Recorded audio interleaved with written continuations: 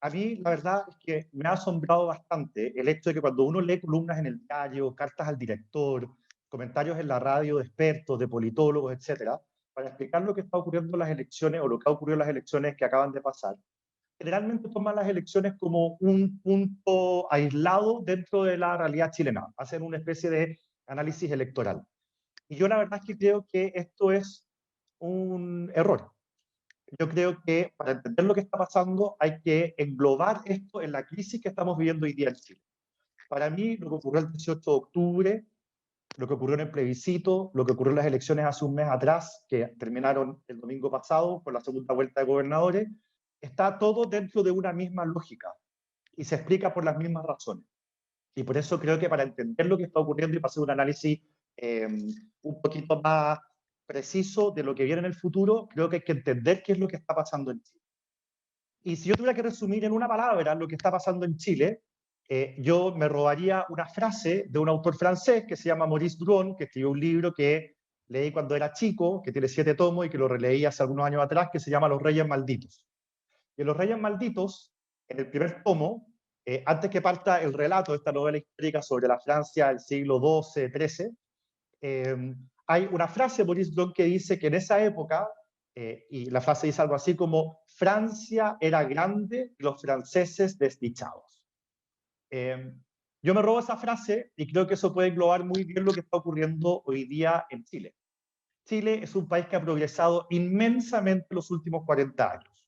No hay ninguna persona seria que no acepte esto como una premisa verdadera. Yo sé que el Frente Amplio y el grupo de izquierda lo niegan y dicen que hay un retroceso y que no son 30 pesos, son 30 años, pero la verdad es que las transformaciones sociales y el progreso en Chile de los últimos años simplemente no tiene comparación con ningún otro periodo de Chile y tiene pocas comparaciones o hay pocas situaciones que se comparen en el mundo entero.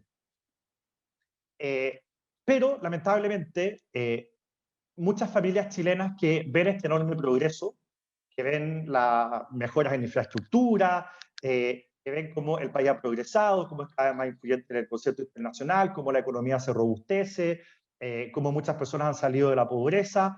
Muchas familias hoy día de clase media, al ver este progreso impresionante de Chile, dicen, bueno, ¿y a mi familia cuándo le va a tocar? En mi casa yo sigo ganando 450.000 pesos, 500.000 pesos, seguimos viviendo apretados, la mitad de los comerciales en la tele de productos que se ofrecen yo no los puedo pagar. Hay muchísima gente en las noticias que sale que pueden viajar al extranjero para sus vacaciones, por muy modestos que puedan ser esos viajes, pero hay muchos chilenos que dicen, bueno, ¿y a mí cuándo? Y eso ha generado un descontento muy grande, porque por alguna razón este progreso que fue alcanzando a los chilenos en sus inicios y que fue sacándolos de la pobreza, en algún minuto para la clase media como que se estancó. Y todas las encuestas y estudios, uno puede ver la encuesta Bicentenario y muchas otras, revelan que el chileno está conforme en el sentido de que entiende que está mejor que antes, pero siente que por alguna razón, en el caso de su familia y de ellos mismos, el progreso no ha llegado de igual manera que a otros grupos sociales. Y por lo tanto se produce este descontento que la izquierda ha sabido eh, manipular, si ustedes quieren, en mi opinión, muy bien, diciendo que todo esto es un tema de un sistema que conduce inevitablemente a la desigualdad, cuando la verdad es que este es un sistema que genera progreso y que ese progreso más temprano que tarde llega a todos. Pero por alguna razón perdimos el sentido de urgencia y no hicimos ciertas transformaciones a tiempo que deberíamos haber hecho y que probablemente habrían generado menos descontento y menos malestar en los chilenos. Lo segundo es que los chilenos hoy día desconfían de las instituciones. Esto es grave porque esto no ocurría así hace 15 o 20 años atrás en Chile. Aquí ustedes se acordarán del presidente Lagos, con quien yo no comparto sus ideas políticas. Cuando había algún problema, él siempre repetía la misma frase. Él decía, en Chile las instituciones funcionan. Y aunque uno no estuviera de acuerdo políticamente con el presidente Lagos, la verdad es que esto de que en Chile las instituciones funcionan era algo que a nosotros nos llenaba de orgullo. En mi país las instituciones funcionan. Pero en algún minuto las instituciones o dejaron de funcionar o aparentemente dejaron de funcionar. Y muchas instituciones que estaban ahí, porque para eso son las instituciones, para proteger a los ciudadanos, estas instituciones que protegían a los ciudadanos dejaron de percibirse como que estaban al servicio de los ciudadanos. Y uno puede nombrar un montón de ejemplos.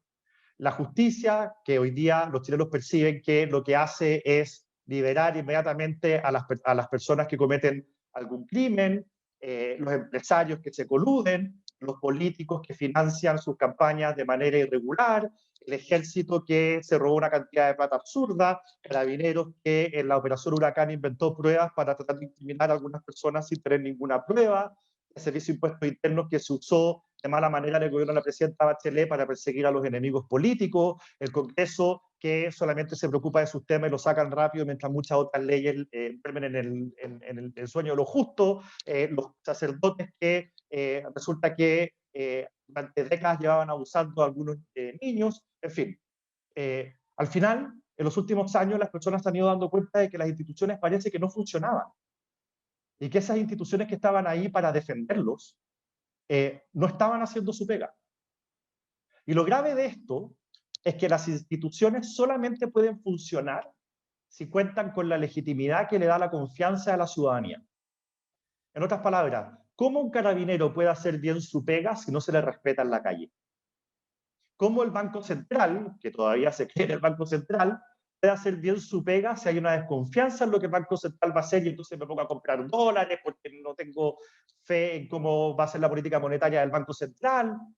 Lo que les quiero decir es que para que las instituciones funcionen tienen que contar con la confianza de la ciudadanía. Hablen alguna vez con un carabinero, hablen alguna vez con un sacerdote y se van a dar cuenta de lo difícil que es para ellos hacer su pega en un momento en que la gente desconfía de ellos. A mí me ocurre como político todo el tiempo. Estoy siempre bajo sospecha, que cualquier cosa que uno haga se interpreta de la peor manera posible. Y el Congreso no funciona, entre otras razones, porque hoy día todos los parlamentarios están más preocupados de hacer leyes que suenan bien, para ver si ganamos algo de confianza o de legitimidad a la ciudadanía, más que proyectos que efectivamente hagan bien. Entonces, las instituciones sin la confianza de las personas no funcionan. Entonces, estamos en un cóctel en Chile que es complicado. Hubo una crispación que se fue alarmando en Chile en los últimos años que nosotros no vimos o no quisimos ver y que encontró su máxima expresión en el estallido social del 18 de octubre del año 2019. Evidentemente que en el estallido social hay otros elementos, hay narcotraficantes, hay aprovechamiento político, lo que ustedes quieran, pero también hay una manifestación de un malestar ciudadano. No reconocer eso, al final del día, nos va a llevar a cometer errores para atajar este problema que hoy día en Chile es real. ¿Qué pasó como segundo punto con los partidos políticos? Nosotros vimos que en la elección de constituyente, que es la elección más importante de los últimos años y probablemente la más importante de los próximos años, en la constituyente los partidos políticos fueron severamente castigados. Pasó algo que no había pasado nunca. El 40% de los que votaron, 4 de cada 10 chilenos, votaron por un candidato independiente fuera de todo partido político, que no tuviera nada que ver con un partido político. Y si uno a eso le suma los independientes que iban dentro de los partidos políticos, por ejemplo, un independiente que llevaba la UDI, pero que era independiente, o el Partido Socialista, si uno le suma a esos independientes, pasamos del 40% al 60%.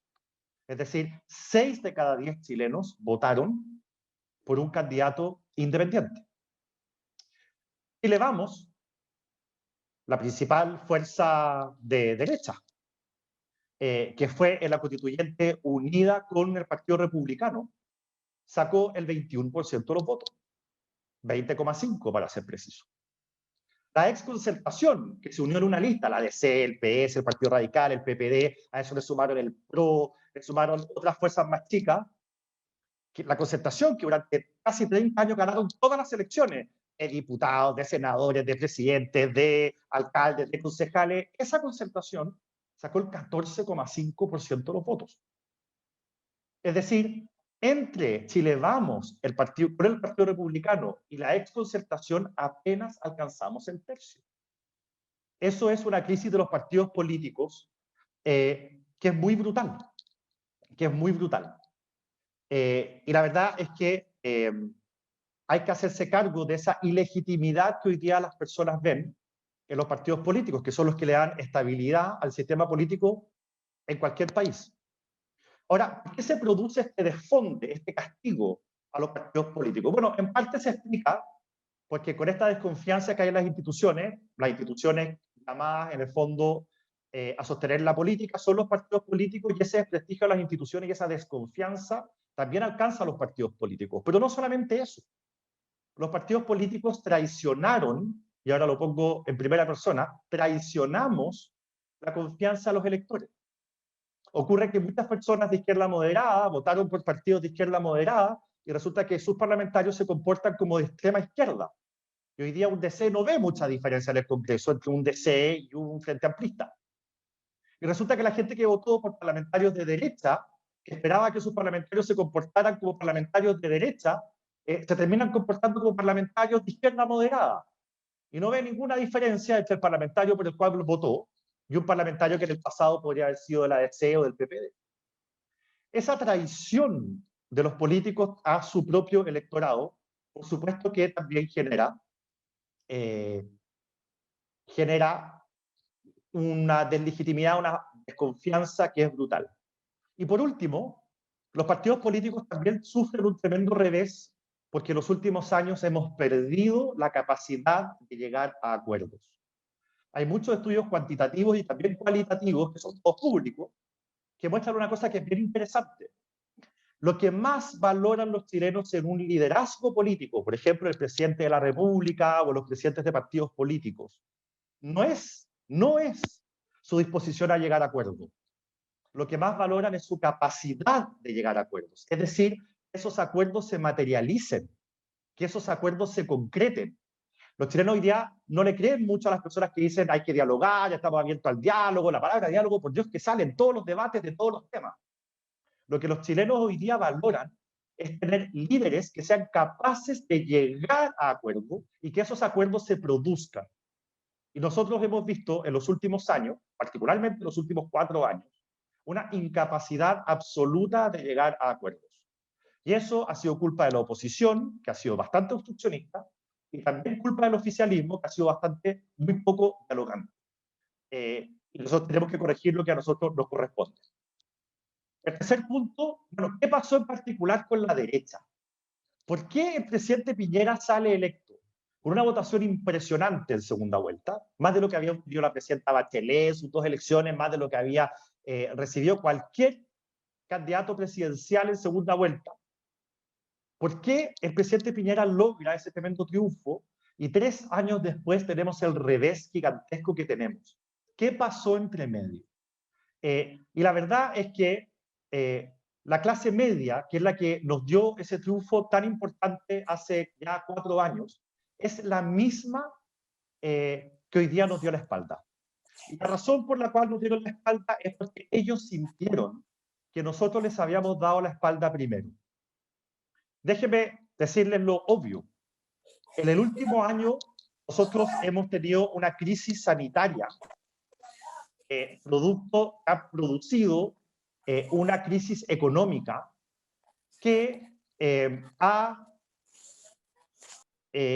golpeado de manera muy fuerte a la clase media chilena. Quizá a ustedes les ha pasado, si no, estoy seguro de que a gente cercana a ustedes les ha pasado, que se quedaron sin pega, o que siendo dueños de una pyme no podían vender, y que durante meses se encontraban sin ingresos o con ingresos muy reducidos, y no eran capaces de pagar el dividendo. El dividendo no es una cosa de los ricos en Chile, hay 4 millones de créditos hipotecarios en Chile, que no eran capaces de pagar el arriendo, o que no eran capaces de pagar el colegio, que con tanto esfuerzo ellos se habían metido en el colegio privado o particular subvencionado, y que no eran capaces de pagarlo. En ese contexto, en el que ellos esperaban de su gobierno que les diera algún tipo de solución y de ayuda en un momento en que no podían salir a trabajar justamente por perdón, aquí voy a desactivar el audio de una persona, eso. Que no podían trabajar justamente por disposición de la autoridad, esperaban de esa misma autoridad que los ayudara. ¿Y qué pasó con las ayudas sociales? Llegaron tarde, llegaron mal, toda esta cuestión de la focalización, que uno entiende cuál es la lógica, produjo que mucha gente que necesitaba ayuda no la recibiera porque el Estado chileno, no es un problema del gobierno, es un problema del Estado, no tenía los instrumentos suficientemente finos como para hacer ese trabajo de focalización tan prolija que pretendía el gobierno. Entonces, llegamos tarde, llegamos mal, permanentemente, y esto es triste, y uno lo mira para atrás y llega a ser patético, permanentemente regateando las ayudas sociales. Que 10 lucas más, que 10 lucas menos. Imagínense para una persona que no tiene cómo pagar sus compromisos por causa de la crisis económica, prender la tele y ver que los políticos, y particularmente desde el oficialismo, estábamos regateando las ayudas sociales. Y finalmente, esta, ¿cómo decirlo?, estrategia errática que tuvo el gobierno respecto a los retiros del 10%.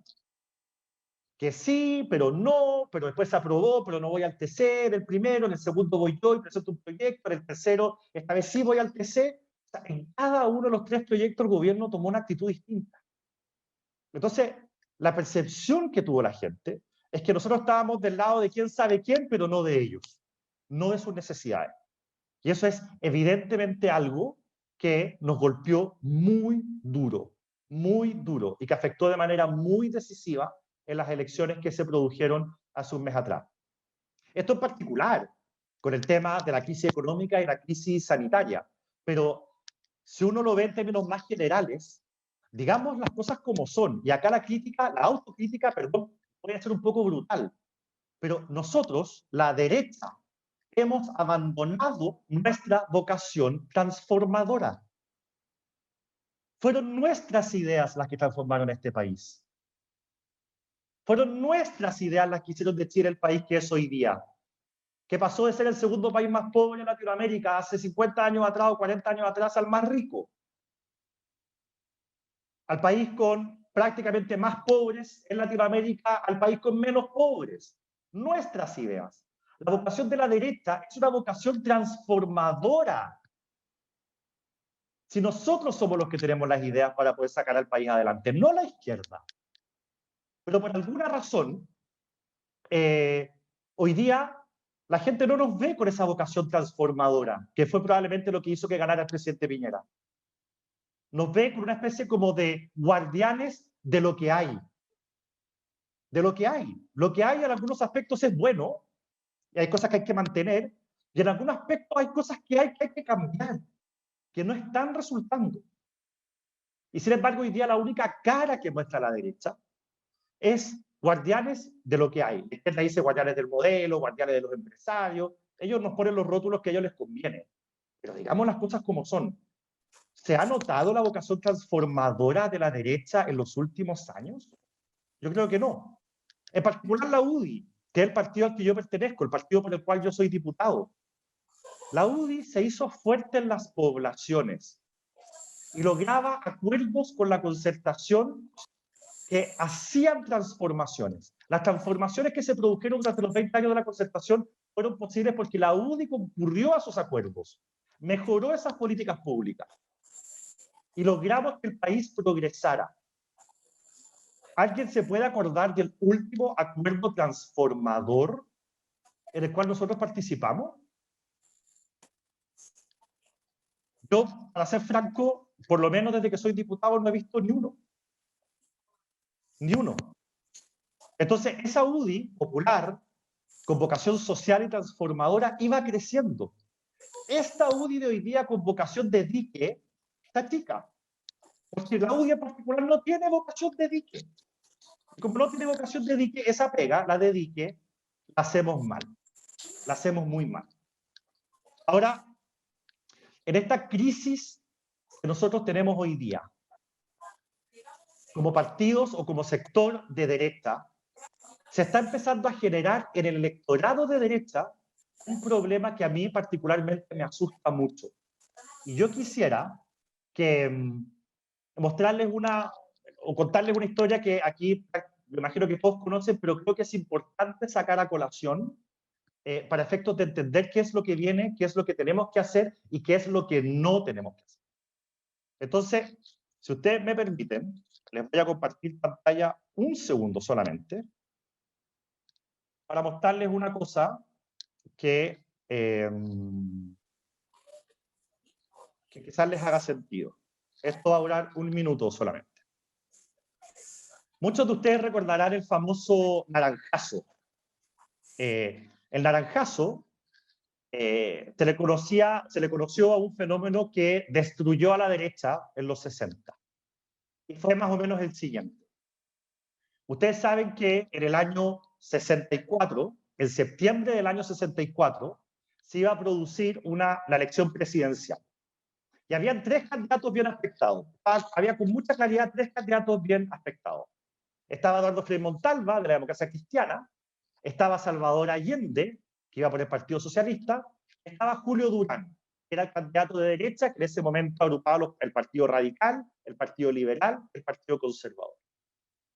En las elecciones del 64 se jugaba mucho, porque Salvador Allende iba agarrando fuerza, y en la derecha había un cierto pánico de que ganara Salvador Allende. Pero ocurrió algo inesperado.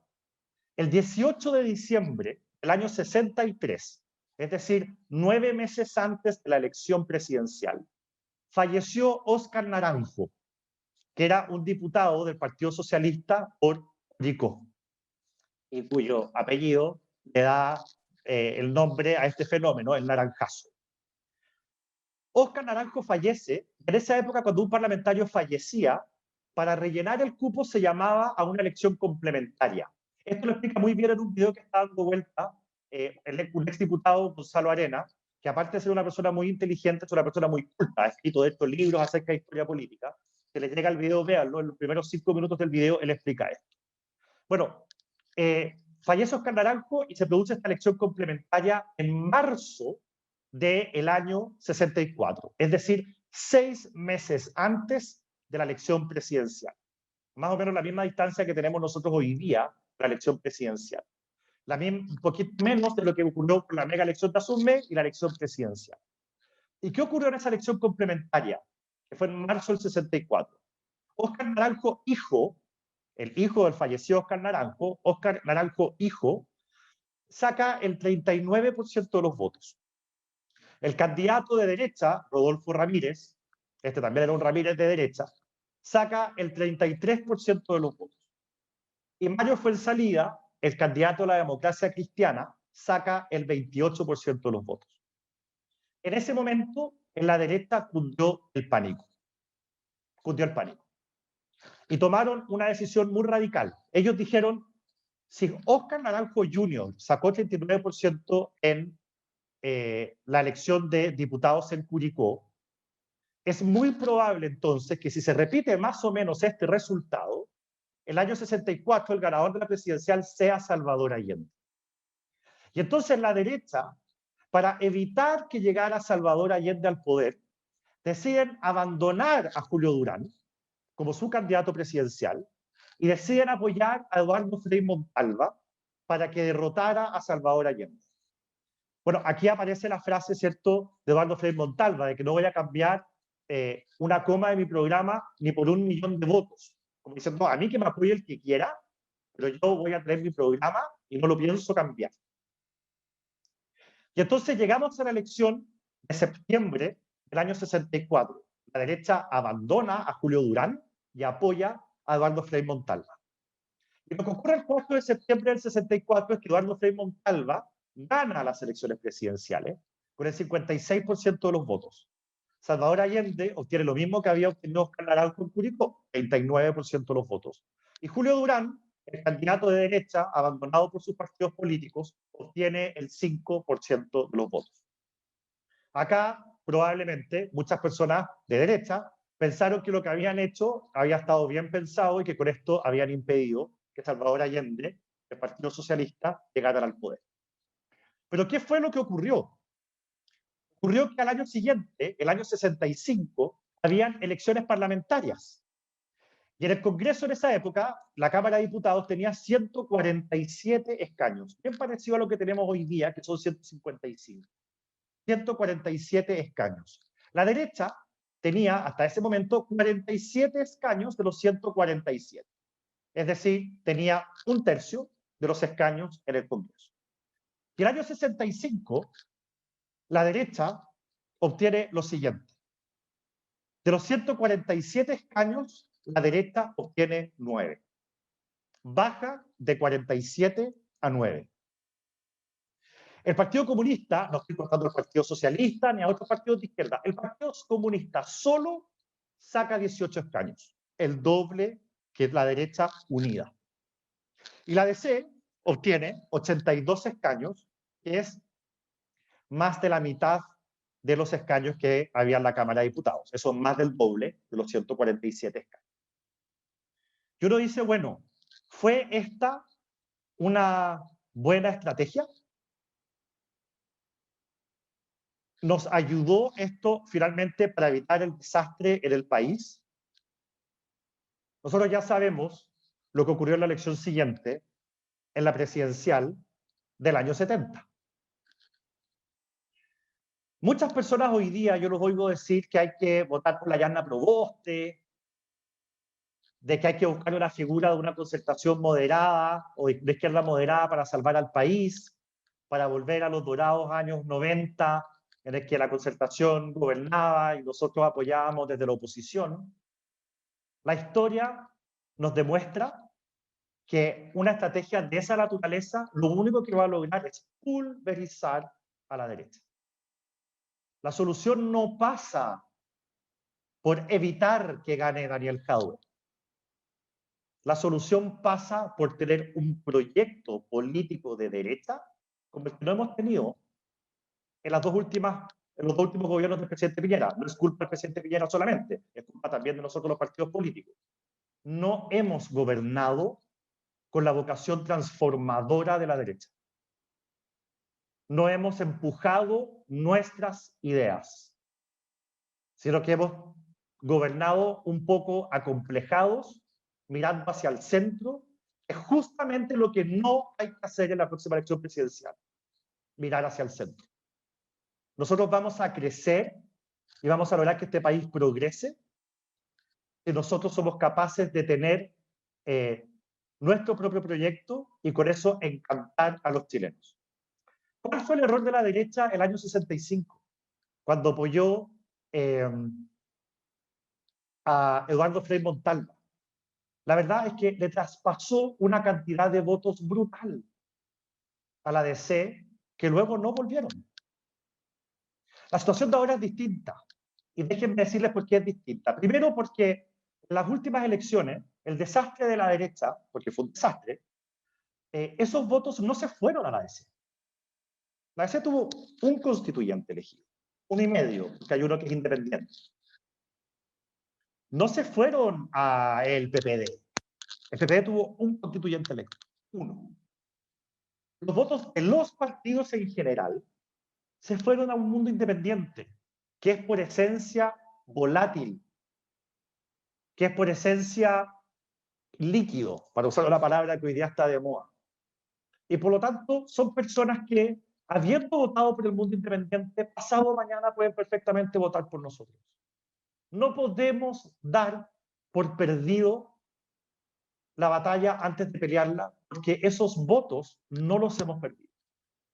Y la mejor demostración de eso es que en la elección más importante de todas, para efectos de ver, en el fondo, las tendencias políticas del país, es la de concejales. En los concejales obtuvimos el 33% de los votos. Bajamos poco. En la elección de alcaldes, que es la segunda más importante, para ver las tendencias políticas, Chile Vamos fue la fuerza más votada de todo el país. Entonces, no está todo perdido. Y es importante tener un diagnóstico claro para no meter las patas, como las metimos en los años 60. Uno puede ver fenómenos electorales volátiles. Las elecciones son así. Uno puede ganar o perder, uno puede ganar por paliza, como ocurrió hace 3 años, y perder por paliza, como nos ocurrió hace un mes. Pero la raigambre social no cambia de un día para otro. Las fuerzas políticas que identifican a los chilenos no cambian de un momento para otro. Las cosas no, la raigambre no desaparece así como así. Si uno va a un pueblo agrario, agrícola, rural, y conversa con un viejito no voy a poner edad para no ofender a nadie, uno se va a dar cuenta que ahí hay una especie como de DC incrustada en mucha gente. Eso no se pierde de una elección a otra. Atribuir que un cambio electoral brusco es un cambio cultural es un error. Y eso fue lo que hizo la derecha en los 60. No supo distinguir entre lo que era un fenómeno electoral de lo que era un fenómeno político, un fenómeno cultural. El peso de las corrientes sociales y culturales no se desvanecen. Pueden estar en crisis, hoy día estamos en crisis. Pero a diferencia de las elecciones que pueden tener vuelcos importantes de una elección a otra, la diversidad social y cultural de los países no se pierde de una elección a otra, no se desvanece, no es tan simple. Y por eso, si no queremos perder esa raigambre, esa cultura, esa fuerza social, tenemos que salir a defender nuestras ideas, no plegarnos a lo que nos está invitando a hacer la DC, por ejemplo, sin invitarnos, pero asumen que nos invitan.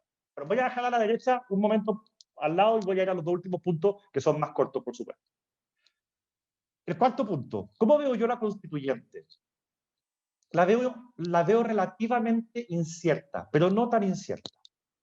Fíjense ustedes que en la Asamblea Constituyente hay una fe, hay una esperanza gigantesca. Los chilenos tienen altísimas expectativas de lo que ocurra en esta convención constitucional. Altísimas, altísimas. Si es que la constituyente falla, si la constituyente fracasa, podemos tener efectivamente un problema social de magnitudes que hoy día no es fácil predecir. Y la izquierda moderada lo sabe, o la izquierda institucional, digámoslo, no moderada, la izquierda democrática, donde está el Partido Socialista, por ejemplo, lo sabe. Saben que la constituyente no puede fracasar. Ellos se sienten los padres de la constituyente, los que lo lograron, y saben que no pueden fracasar. Y por lo tanto, hoy día existen distintas fuerzas, más allá de las fuerzas de derecha, que quieren que en la constituyente exista un diálogo, que quieren que en la constituyente existan acuerdos, que la constituyente finalmente sea exitosa y que en el plebiscito de salida la apruebo a esta nueva constitución gane por un margen muy amplio que dote de legitimidad a esta nueva constitución. Por decirlo de una manera, hay incentivos alineados. No necesariamente las ideas están alineadas, de hecho no lo están. Pero los incentivos para que esto no fracase, para que efectivamente existan acuerdos, están alineados en todas las fuerzas democráticas, sean de derecha o de izquierda. Los que quieren que la constituyente fracase son los no demócratas. El Partido Comunista se salió de la mesa para negociar el acuerdo por la paz y la nueva constitución. Se sentaron ahí, se pararon y se fueron. Cuando se votó el tema del proceso constituyente, los comunistas fueron la única fuerza política que votó en contra. Trataron siempre de boicotear la constituyente. Y hoy día están haciendo lo mismo. Cuando ponen en duda las reglas de la constituyente porque quieren que fracase, porque quieren generar esta crispación social, porque quieren este conflicto social. Pero las fuerzas democráticas que estamos conscientes de ese problema, tenemos que hacer un esfuerzo para que la constituyente llegue a buen puerto. Y ahí sí somos mayoría en la constituyente. Ahora, respecto a lo que va a salir en el texto, ¿qué va a salir en el texto? Bueno, hay cosas que no están en juego. El Banco Central Autónomo no está en juego. He conversado con todas las fuerzas democráticas, Partido Socialista, BPD, Radicales, DC, todos. Todos quieren defender la autonomía del Banco Central. Quieren agregarle, eso sí, que no solamente se preocupa de la inflación, sino que también del empleo, como ocurre en Estados Unidos. Cosa que el Banco Central hoy día hace en la práctica en Chile, aunque no está escrito en la Constitución. Ya, ok, check. No vamos a ver limitada nuestra libertad de expresión. No va a haber un control sobre la prensa. No se va a eliminar cada una de las estructuras que hay hoy día en el país. Pero sí van a haber algunos cambios, por supuesto que sí. Van a sacar probablemente a los privados de la provisión de bienes públicos. ISAPRES, AFPs, no tengo idea. Van a intentar que en ciertas áreas no exista participación de privados, cosa que yo considero que es gravísima. Pero bueno, es parte de las cosas que se van a cambiar. La propiedad privada hoy día no va a estar tan resguardada como hoy, en algunos temas, no en todos. Por ejemplo, las mineras van a tener un royalty brutal. El agua, quién sabe cómo va a quedar el tema del derecho de aprovechamiento de aguas. Pero no nos imaginemos una constituyente que va a transformar a Chile de un país con estas estructuras y estas instituciones y este modelo a un país en Corea del Norte. Eso no va a pasar. Eso no va a pasar. Y el último punto, el tema del futuro presidencial. Hoy día, ayer, salió la encuesta académica. Si uno suma a todos los candidatos de derecha, los 4 de Chile Vamos, más José Antonio Kast, la derecha está sumando más de un tercio de la intención de voto. En la izquierda moderada suman como un 17, 19. En el Frente Amplio, más Partido Comunista y las fuerzas de ultraizquierda, 20 y algo. Todavía somos la primera fuerza. Todavía somos la primera fuerza. Y por lo tanto, no está todo dicho. Está cuesta arriba, sí. Lo más probable es que perdamos. Puede ser. Puede que nos quedemos mirando, como ocurrió en Santiago, la segunda vuelta entre una izquierda moderada y una izquierda ultrona. También puede ser. Pero la batalla no está perdida. Para mí es un dato que a la segunda vuelta va a pasar Daniel Jadwe. Beatriz Sánchez, del Frente Amplio, en la elección pasada estuvo a punto de pasar a segunda vuelta. Y hubiera pasado a segunda vuelta si no hubiera sido por la encuesta CEP, que la mostraba muy lejos de la segunda vuelta y entonces Boric y Jackson la abandonaron, se concentraron en sus propias campañas y estuvieron a 2 puntos de pasar a la segunda vuelta. Si no la hubiesen abandonado, si no hubiese sido por ese diagnóstico equivocado, ella habría pasado a segunda vuelta. Bueno, estuvieron muy cerca hace 4 años, hoy día probablemente lo logren. Y el Frente Amplio con el Partido Comunista terminen instalando a su candidato en segunda vuelta. Y nosotros probablemente, hoy día la encuesta muestra que solamente Joaquín Lavín puede llegar a segunda vuelta. Eso puede cambiar con las campañas. Pero probablemente, si la elección fuera ahora, a segunda vuelta pasarían Joaquín Lavín con Daniel Jadwe. Y esa elección, de acuerdo a todos los números y todos los estudios, hoy día la gana Joaquín Lavín. Y por lo tanto, hay una esperanza. Piensen ustedes que la izquierda, entendida desde la DC hasta los ultrones, en la segunda vuelta, perdón, en la elección presidencial pasada, en primera vuelta, si tú sumas todos los votos de la izquierda, sacaron más del 55% de los votos. Pero en segunda vuelta bajaron al 44%. ¿Por qué? Porque hubo mucha gente moderada que no estaba dispuesta a votar por Guillermo. Imagínense esa gente moderada enfrentada a la situación de tener que votar por Jadwe. Entonces existe la posibilidad de ganar. Lo relevante es que lo hagamos estupideces, que estemos bien organizados y que hagamos lo que haya que hacer para ganar. Para terminar, algunos mitos que yo creo que es importante ir al tiro resolviendo. Primero, fake news. Les pido por favor que cuando les llegue alguna noticia rara, políticamente extraña, por WhatsApp, no la reenvíen. Esas fake news son creadas con el afán de debilitar a los nuestros. Déjenme darles un ejemplo. Hay un video donde supuestamente están en un matinal y está Joaquín Lavín a la derecha abajo en la pantalla y hay un joven a la izquierda arriba que le dice a Joaquín Lavín las barbaridades más grandes.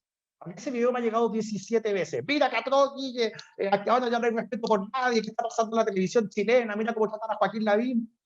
Ese video es falso. Ese joven nunca estuvo en ese programa y él nunca le dijo esas cosas a Joaquín Lavín. Está pegado en la pantalla. Está bien hecho, está bien logrado, pero es falso. Había una noticia dando vuelta de una constituyente que supuestamente dijo que iba a expropiar las segundas viviendas y los segundos autos para dárselos a quienes no tuvieran ni vivienda ni auto. Esa noticia es falsa. Había otro video, había otra noticia que decía que no solamente había que soltar a los presos de la revuelta, como le llaman ellos, que eso sí lo han propuesto, sino que también había que soltar a los delincuentes comunes porque eran víctimas de la sociedad. Esa noticia es falsa. Entonces, si nosotros nos envenenamos a nosotros mismos con noticias falsas, vamos a tomar malas decisiones, porque vamos a tener un mal diagnóstico de la realidad. Y por lo tanto, cuidado, por favor, con la noticia falsa. Segundo error o mito. En la elección, lo he escuchado tantas veces en la última semana, en la primaria presidencial hay que votar por Boric para evitar que Jadwe llegue a la primera vuelta. He escuchado esto un sinnúmero de veces. Ustedes que no son militantes de partido político, porque yo sí soy militante, y a mí me van a entregar un voto ese día con 4 nombres, ¿cierto? Lavín, Briones, Sichel y Desbordes. Ese va a ser el voto al que yo voy a tener acceso. Pero ustedes son independientes, no son militantes de partidos políticos, la gran mayoría de ustedes. Entonces ustedes van a recibir un voto donde no solamente van a estar los 4 nombres centro-derecha, sino que en la misma papeleta va a estar el nombre de Boric y Jadwe. En la misma, en el mismo papel, van a haber 6 candidatos presidenciales. Y ustedes tienen que marcar un nombre. Igual que cualquier voto, siempre se marca un nombre. O sea, ustedes en ese minuto se van a ver enfrentados a la decisión de participar o en la primaria de Chile Vamos o en la primaria del Frente Amplio con el Partido Comunista. Esa disyuntiva, porque usted no puede participar en las dos. Hay mucha gente que dice yo voy a votar por Boric para evitar que Estado llegue a la primera vuelta. Yo les quiero decir una cosa. Si esa noche, en la primaria del Frente Amplio con el Partido Comunista, participan 2 millones de personas, y en la primaria de Chile Vamos participa 1 millón de personas, se acabó. O sea, no solamente la primaria la va a ganar Jadwe igual, porque créanme, la va a ganar igual. Está muy disparado. O sea, da lo mismo lo que nosotros hagamos, la va a ganar igual. Con nuestro voto lo único que vamos a lograr es darle más momentum a la campaña de Jadwe. Porque va a venir en su campaña con un bolsón de votos más grande, con una sensación de triunfo más importante. Esa noche se acaba la elección para nosotros, si cometemos esa estupidez. Nuestros votos tienen que ir para los candidatos de Chile Vamos, para que Chile Vamos esa noche muestre que tiene más apoyo que la izquierda radical. Eso es lo que nosotros tenemos que hacer. Y cada uno votará por el candidato que quiera. Yo, sin duda, lo podemos discutir después si a alguien le interesa. Creo que el mejor candidato lejos es Joaquín Lavín. Tengo mis razones, no es un tema de corazones, de cabeza. Pero da lo mismo. Si hay que votar por Briones, vote por Briones. Si hay que votar por Sichel o Desbordes, voten por Sichel o Desbordes. Pero hay que votar en la primaria de Chile Vamos. Y para último mito. Hay que votar por Jasna Proboste en primera vuelta para evitar de nuevo que Jadwe llegue al poder. Eso es exactamente lo que hizo la derecha el año 64.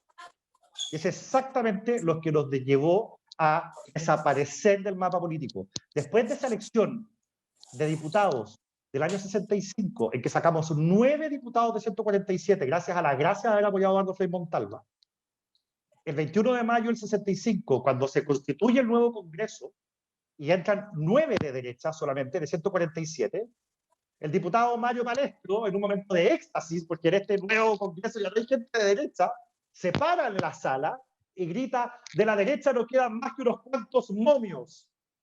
Y ahí quedamos bautizados como momios. Esa fue la primera vez que se usó la palabra. 21 de mayo del 65, al constituirse ese nuevo Congreso. Nosotros podemos tener el mismo escenario si nos volcamos a votar en primera vuelta por Jasna Proboste. O sea, es una pésima y terrible estrategia. Gane quien gane la primaria de Chile Vamos, hay que estar detrás de ese candidato sin condiciones, sin ambajes y sin duda. Yo estoy con Joaquín Lavín, si la primaria la gana cualquiera de los otros 3, voy a ser el primero en pintarme de guerra y salir a trabajar por ese candidato. Es lo más sensato que podemos hacer y es lo único que nos va a salvar de una debacle de mediano o de largo plazo.